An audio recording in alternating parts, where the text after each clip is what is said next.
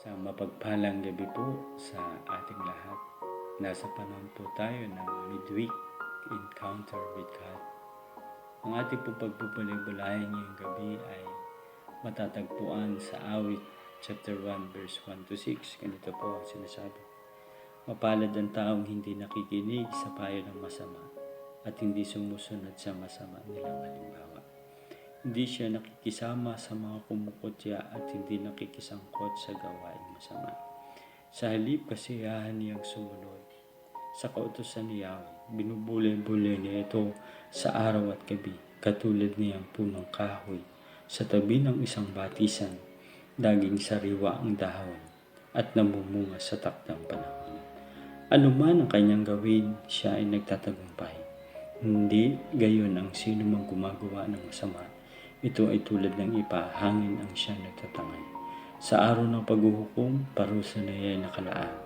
Siya ay iihiwalay sa grupo ng mga banal. Sa taong matuwid, si Yahweh ang pumapatnubay, ngunit ang taong masama, kapahamakan ng hantungan.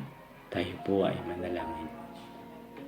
Aming Ama, aming Diyos, marami pong salamat sa gabing ito, na kung saan nagsasama-sama kami, O Lord, na nagbubulay ng iyong salita. Dalangin ko, Lord, patnubayan mo po kami sa oras nito. Ikaw ang aming maranasan, ikaw ang aming papulihan, dahil alam namin may isang Diyos sa buhay na nag-iingat at nagmamahal sa amin. Ito po ang aming panalangin sa pangalan ni Jesus. Amen. Amen. Napakabuti po ng ating Diyos. Napakadakila ng ating Panginoon. Napakatapat at kailanman ay hindi siya magbabago sa bawat isa sa atin. Ang gusto lang ng Panginoon ay makinig tayo sa kanyang mga payo. Mga payo na kung saan ito ay ikabubuti ng bawat isa sa atin. Kaya mapalad po tayo sapagkat may isang Diyos na nabuhay. May isang Diyos na nag-iingat at ipinaparana sa atin kung gaano siya kabuti. Kung gaano niya tayo kamahal. Kung gaano niya tayo sinasamahan sa dako na tayo ay makaranas man ng mga problema sa buhay. Kaya mga kapatid, ang gusto ng Panginoon ay sumunod tayo sa kautusan at pag-aralan natin ang mga salita ng Panginoon. Kaya binigyan tayo ng Bible, binigyan tayo ng pagkakataon ng Panginoon upang maranasan natin siya sa araw-araw ng buhay. Ang gusto niya, pagbulay-bulayan natin yung kanyang mga salita araw at gabi. Kaya napakasarap mabuhay bilang isang Kristiyano. Sapagkat nararanasan natin ang Diyos ay mabuti, ang Diyos ay tapat. Na kailanman ay hindi niya tayo iiwan, na kailanman hindi niya tayo babayaan. Kaya sinasabi niya po dito sa verse 6, sa taong matuwid si Yahweh ang pumapatnubay, ngunit ang taong masama, kapahamakan ang hantungan. May dalawang bagay po ako na gusto kong ibahagi sa inyo. Una po yung gumawa ka ng mabuti. Alam naman natin, kapag gumawa ka ng masama, hindi ito kalugod-lugod sa ating Panginoon. Hindi ito kasiya-siya sa ating Panginoon. Sapagkat ang gusto ng Diyos ay lagi tayong manatili sa Kanya. Ang gusto ng Panginoon, manatili tayong may pasasalamat at pagpupuri sa ating Panginoon. Kaya sinasabi niya dito, kapag gumawa ka ng masama, kapahamakan ang hahantungan natin. Kapahamakan na kung saan ay hindi nating kapiling ang ating Panginoon. Kaya manatili po tayo na gumawa ng mabuti. Mabuti na para sa ating Panginoon. Yung pangalawa po, yung kabutihan. Mapalad po tayo sapagkat laging ipinaparana sa atin ng Panginoon yung kabutihan na ating nararanasan. Kaya tayo bilang isang Kristiyano, habang nabubuhay tayo, habang narito tayo sa lupa, gawin natin kung gaano kalugod-lugod yung ating Panginoon. Gawin natin yung ikabubuti natin. Ikabubuti na Diyos lagi ang ating pasalamatan sa dako ng ating nararanasan.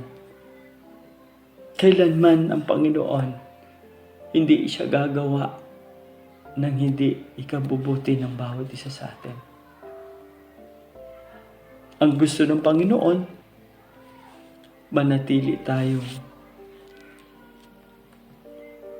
manalangin sa Kanya. Manatili tayong ilapit sa Kanya ang lahat ng bagay na anumang nararanasan natin dito sa lupa. Kaya mga kapatid, dumanas man tayo ng kaparusahan o anumang bagay, ito ay hindi gusto ng ating Panginoon. Ang gusto ng Panginoon, kundi pagpalain tayo, kundi samahan tayo sa mabubuting sasaya ng bawat isa sa atin.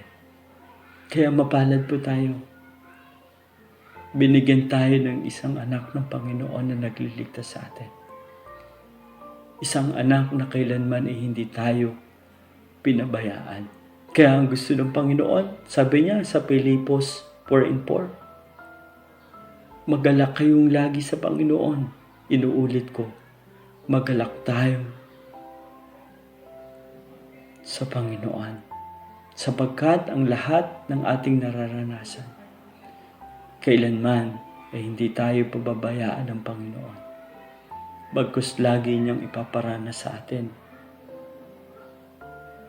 yung mabuti, kabutihan na walang hanggan, kundi yung ating Panginoong Jesus na nagliligtas sa atin at nagagabay at nagpapala sa bawat isa sa atin.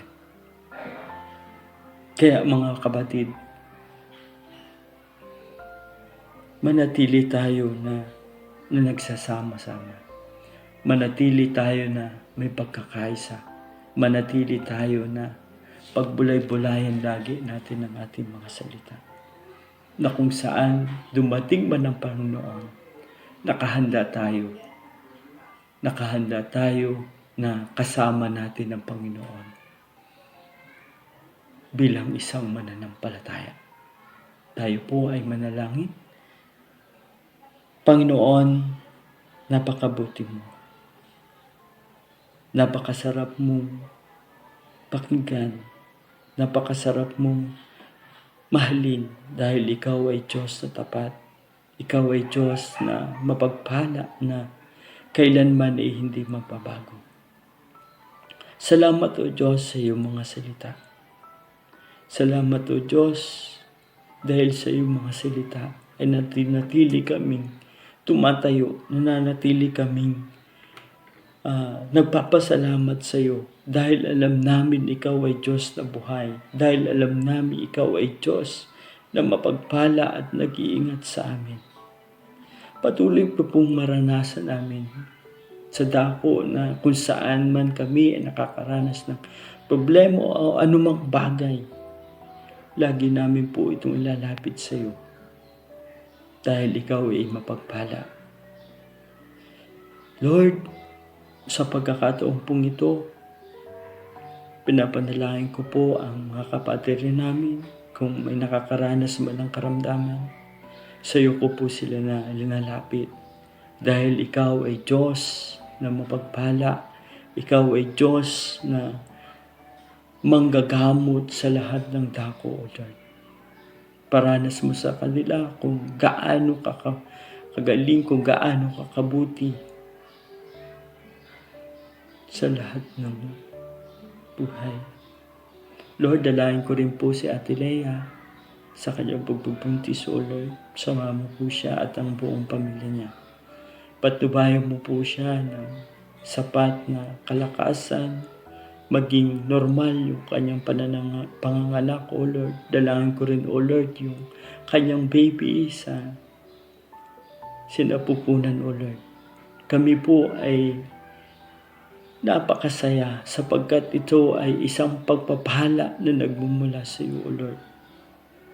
Patuloy mo pong iparanas yung kung gaano kakabuti sa kanya at maging ganun din, O Lord, sa bawat isa sa amin na iyong mga anak. Mananatili kami magmamahal sa iyo, mananatili kami mananampalataya sa iyo dahil alam namin ikaw ay Diyos na mapagpala, ikaw ay Diyos na pamagmahal, ikaw ay Diyos sa lahat ng dako dito sa lupa, O Lord. Maranasan ka namin na kung saan yung karanasan namin ay mapapawi namin dahil sa iyo, O Lord. Lagi mo po kaming samahan, lagi mo po kaming ingatan. At mananatili po kami maglilingkod sa iyo. Dahil alam namin, iniingatan mo kami na higit pa sa aming inaasahan. Ito po ang aming panalangin sa pangalan ni Jesus. Amen, amen, amen.